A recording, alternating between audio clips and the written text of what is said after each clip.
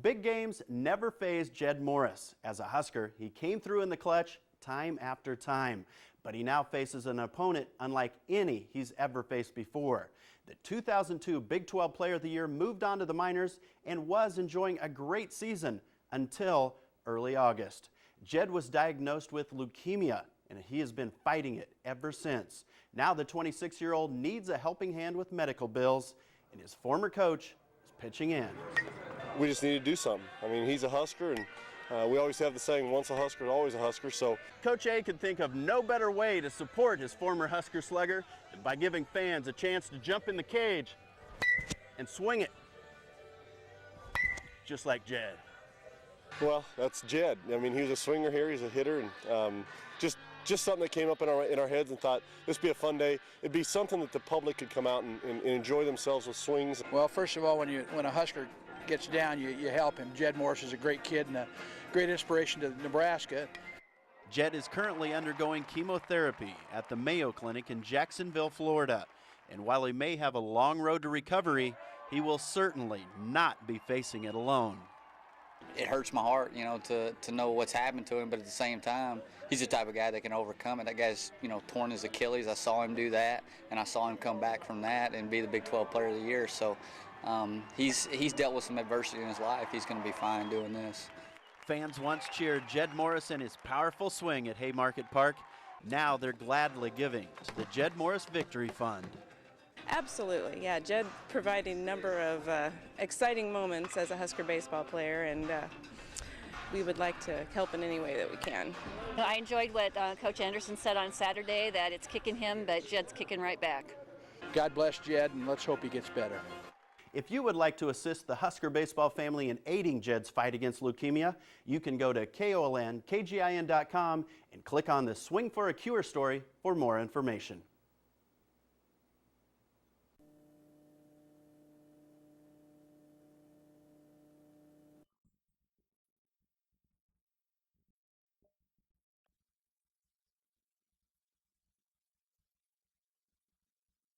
Halloween lovers have grown accustomed to visiting the haunted house across from the Federal Building in downtown Lincoln.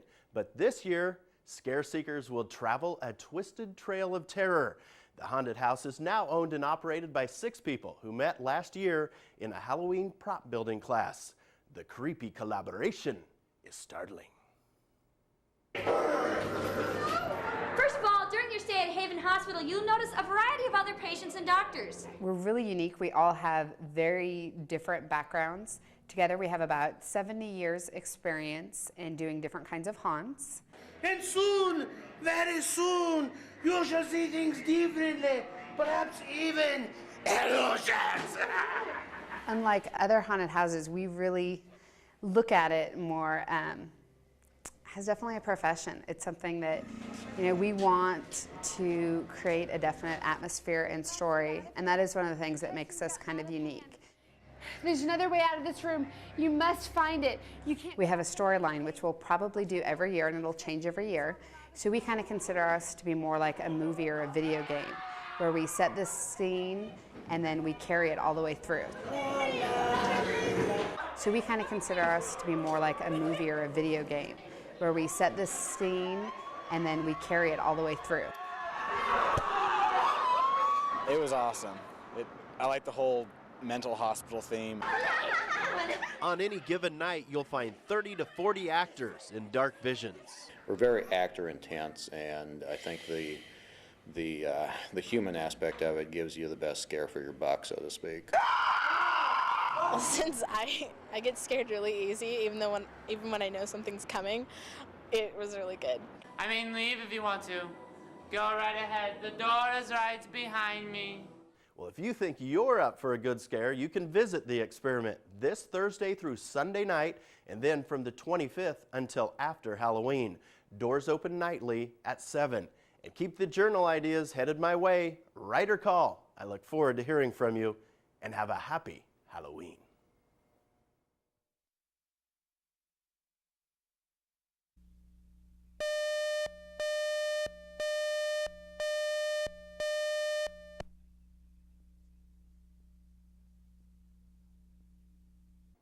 When you leave home on a road trip, you probably pack a suitcase, an extra jacket, some spare clothes, and maybe a tube of toothpaste. Well, take all that, double it, and multiply it times 70, and you might just equal what a major college football team takes with them on the road. How does the Big Red Machine get it done? Well, check this out. Long before the Big Red rolled into the LA Coliseum, well in advance of Nebraska's trip to Ames, and days before the Huskers were pumped to pummel K-State, the Nebraska football equipment staff was quietly working behind the scenes, readying for the road. There's a whole army of people that help behind the scenes. Cozad native Jay Terry leads the equipment crew. Trying to keep it somewhat secure. This is my 5th season. I feel pretty good, but there's no matter how many times you do it, you always wonder, is there something we're forgetting? But normally it doesn't happen. The layout of the new football facility makes it easier to pack up and go. With our new equipment room, it's been a great new advantage for us. We have lockers, space saver lockers like these. And it's all about attention to detail when it comes to packing. All right, here's what we do with each player. Devin gives me the guy, and I go through the checklist. Okay, Zach. Got Zach's helmet, got his cleats, got his game pants, got his game jersey, got his laundry loop, and we got his pant pads. So that card's done. The Thursday before road trips is usually the busiest day for the equipment guys. It can be a very nerve-wracking experience, but checklists and checking it twice, and you still worry even though you got it. But bottom line, I love home games a lot more than road games. And now you know why. And Friday morning, the Big Red equipment truck will pull away from the friendly confines of Memorial Stadium and head south to Stillwater, Oklahoma for the 2:30 clash with the Cowboys. And keep your journal ideas headed my way. Write or call. I look forward to hearing from you.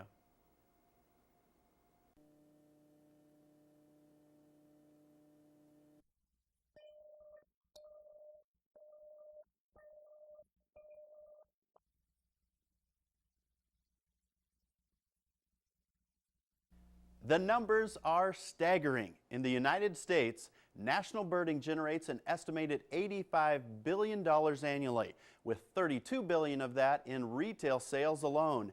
And yes, that's a B, as in billion. And one man who knows the numbers well is Lincoln's Dave Titterington. Dave runs the Wild Bird Habitat stores in Lincoln. He's always loved nature, but as far as bird watching, you wouldn't believe how he got started. You want to know? Yeah. Girl Scout camp. Yes, Girl Scout camp. I've always had an interest in nature, and I was involved with a daughter that was in Girl Scout camp, and we made some feeders out of recycled pop bottles and took them home, and about a year and a half later, I had a store. And it's a store that goes through up to 15,000 pounds of bird feed each week. I think a lot of people like bird feeding because it's very relaxing. It's a great backyard activity that you can get your family involved in. It's addictive. It's a lot of fun. It's educational, and it does provide certain benefits for birds as well as relaxation for people. One person who greatly appreciates her feathered friends is Dave's sister, Artie. Enjoy feeding birds. They're beautiful. They're fun to watch. And eventually, they become your own. I always know that my cardinals will be here, evening and early morning. See, they're getting closer. You get a cup of coffee, come out here and just sit and relax after working all night. Artie is definitely not alone in her love of bird watching. 1 out of 3 Americans participate in birding. Since I've had this business, I've been amazed at some of the people that are backyard birders that I would never have thought would be. If you're looking to start bird watching, you already live in a pretty good place. Nebraska is one of the top birding spots in North America, with over 400 species either migrating through or living here. Well, what or who makes the good life great for you? Let me know. Write or call. I look forward to hearing from you.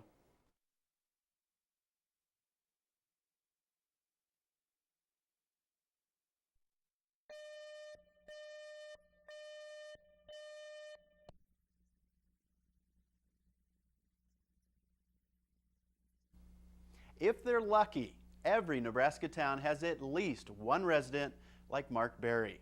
Mark considers it his daily duty to somehow or some way brighten the day for the people of Crete. Hi, Tom. Hey, Mark. What can we help you find? Mark Berry has been a greeter extraordinaire at the Crete True Value for more than 5 years now. I feel this way about it. I like to be around people. I think people like to be around me if I give them a good smile in the morning. Is that the right one? That's right. Mark is a 53-year-old Crete native. He left the Army in the mid-1970s and he was diagnosed as bipolar. But thanks to medication and a caring hand from the True Value owner, Mark now loves the life he's living.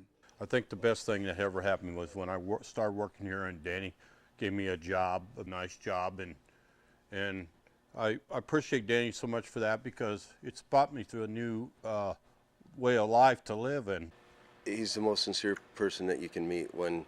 When people are leaving the store after they've been here, Mark will thank him 2 or 3 times. Thanks a lot. On their way out the door, and it's from the bottom of his heart. Thank you, Tom. Okay. Bye, Tom. And having a good heart is something Dan Papik knows all about. Dan is an extremely good business owner, but in this case, he's just an extremely good person. He's taken Mark under his wing, and he deserves a gold medal or a gold star for that. Because of that, Mark's been able to share his gifts with the rest of us. Yeah, it's nice, ain't it? Yeah. My friendship and Danny and me will go a long ways, really a long ways, if we stay with each other and we care for each other and we do things together. Well, this probably won't come as a surprise, but Mark loves his job so much that he rarely takes days off. Chances are good you'll find him greeting customers 7 days a week. Well, do you know anyone you'd like to see highlighted in Lance's Journal? If so, let me know. Write or call. I look forward to hearing from you.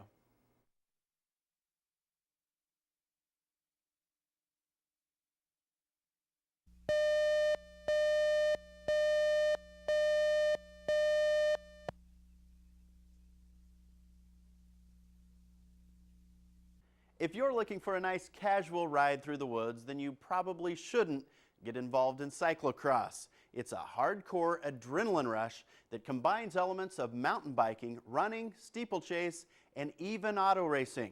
It's bound to get your heart pumping. Riders ready. It is red line, all out, And they're underway. the whole way.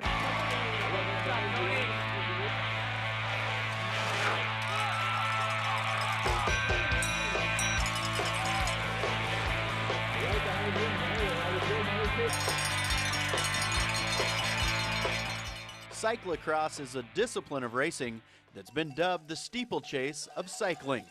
The reason for that is we've got riders that are going on and off road, and there's natural and artificial barriers that are placed throughout the course strategically by the race director that forces the riders to actually get off of their bike and run over the barriers or run up or through or whatever the case may be. It's just a good time. You just come out here, you watch, you have a good time, you see a bunch of athletes. I mean, right now with the elite members right now going behind us, you see some of the best of the best, but at the same time, the earlier races there's more of the citizens, so people who just want to try and just get into it. It's a great sport. Rubbing's racing. You know, you're always rubbing elbows with somebody, and that's part of it.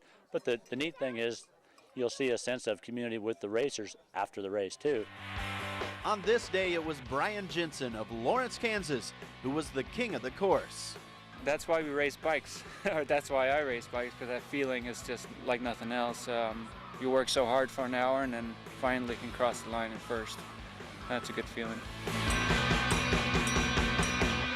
The cyclocross season runs from October to December, which, as you can imagine in these parts, makes for some pretty extreme conditions. But that's why they love it. Well, do you have any journal ideas? If so, let me know. Write or call. I look forward to hearing from you.